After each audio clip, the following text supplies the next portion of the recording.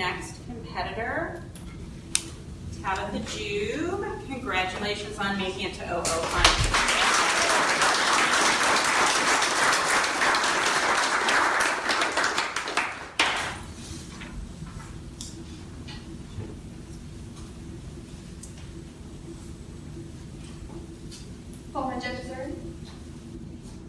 Let's get started.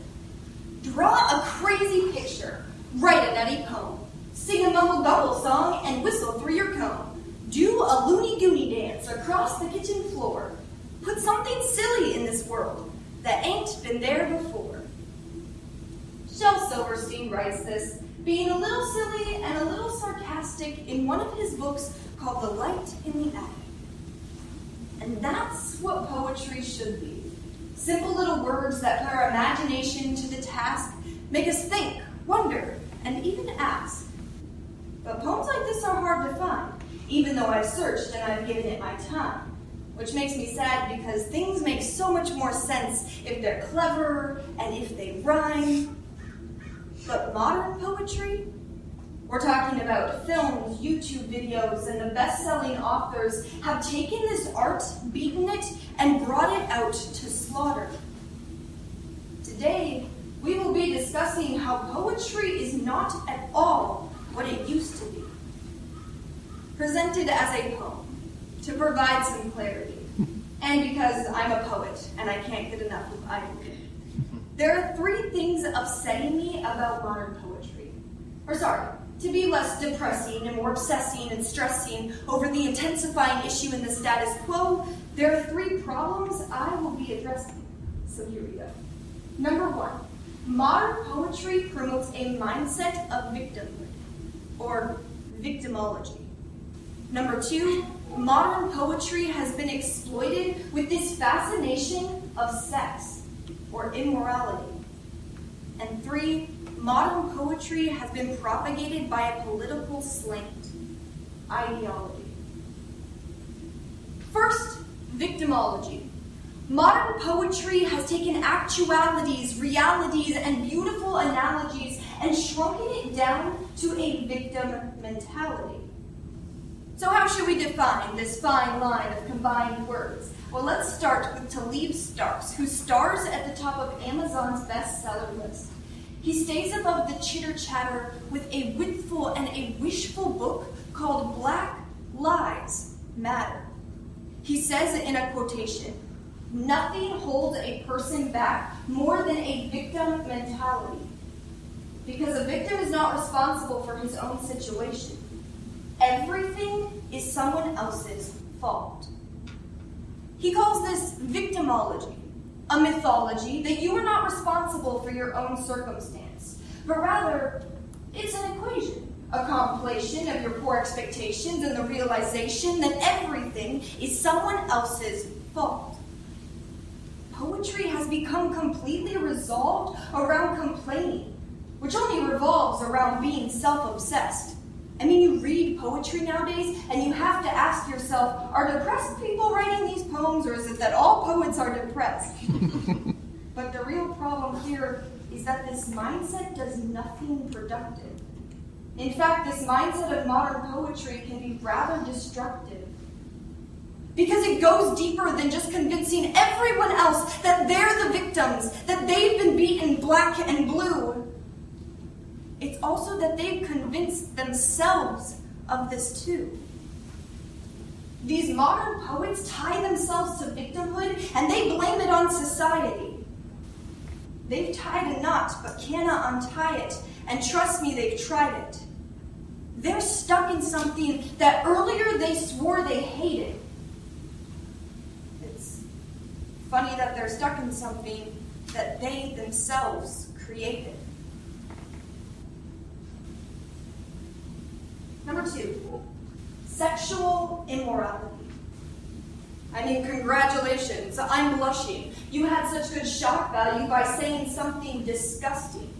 And I know they call being disgraceful honesty and disrespecting all and any religion art.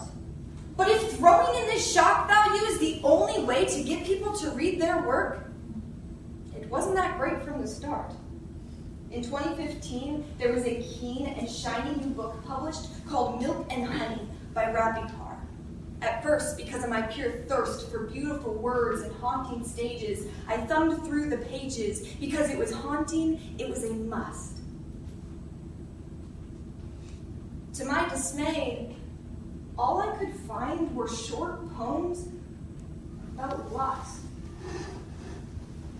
And so she had her lusts and sexual fantasies all neat, distorted, but well sorted. Which makes me sad because, as The Guardian reported, over 500,000 copies have been sold. But of course, she's applauded for being feminine and bold. And this is where I am so utterly torn, because something that was once good now has these disgusting labels of smut and of porn. And this is not to shine the light on the can and the can'ts, and certainly not to say that poetry can't be about romance. It's just to say, I miss Shakespeare, comparing his lover to a summer's day. Don't you miss that too? Or Gerland's roses are red and violets are blue. Or T.S. Eliot, let us go then, you and I, when the evening is spread out against the sky. But delicate and precious words like these are no longer used. I'm afraid these modern poets have lust and love horribly confused. 3, political ideology. Now, I'm not saying that political poems are no fun. Political poems oftentimes are number one. All of Mother Goose's poetry were about different political issues that were happening at the time. Anonymous people just took those issues and put them into short little rhymes. And I'm certainly fine with political views that are varied from mine. But when every single person in every popular book is saying the exact same thing with the exact cookie-cutter lines, well, then they're just going with the majority, completely and emotionally unraveled, instead of listening to the lost Robert Frost and maybe taking the road less traveled. It's insane and it's a shame that they all think the same. Mark Twain has a saying that we should not neglect. He says, when you find yourself on the side of the majority, it's time to pause and reflect. So let's face these two-faced phases, because they're in love with their catchphrases. The winning poem of the 2017 Women of the World Poetry, Asia Bryant Wilkerson, explains the pains of growing up Black. She says her mother would always tell her that, in fact, white people are crazy. And so I listened to this poem about how awful white people are. At the end, I thought she would say something like, pigmentation doesn't have to cause this disconnect, this fight. But she ended her poem by saying that her mother was absolutely right. That all white people are crazy. And so she said her catchphrases. She got her laughs. She insulted an entire race, but she gets a pass because she's Black. And following her poem were other winners' poems that were equally as diluted. One called An Eternal Memorandum to All White People, myself included. There were others that creativity they simply lacked, like, My Mama is So Black, or Black Boy at a middle school dance. Or here's one, Ode to My Ripped Pants. These people separate Black and white so often, I think they'd be confused if someone in between walked in. And it's heartbreaking that they've stripped colored blindness from my generation. And if I showed up to one of these conventions with confidence and with conviction, I would solely be ridiculed for who I am. Because I'm white, right? So surely I cannot understand. Unless I pointed out that I, a woman, then maybe they would listen. But if all of this were a book, it would get dusty on their shelf. But remember this, The only privilege that I have is that I know I'm not a victim, and I believe that I can stand up for myself. This political slant has become the whole existence of something that was once beautiful. And you may be thinking, I don't really like poetry, I don't need that. But 30% of the Bible is poetry, and they want to read that. So I'll end with this.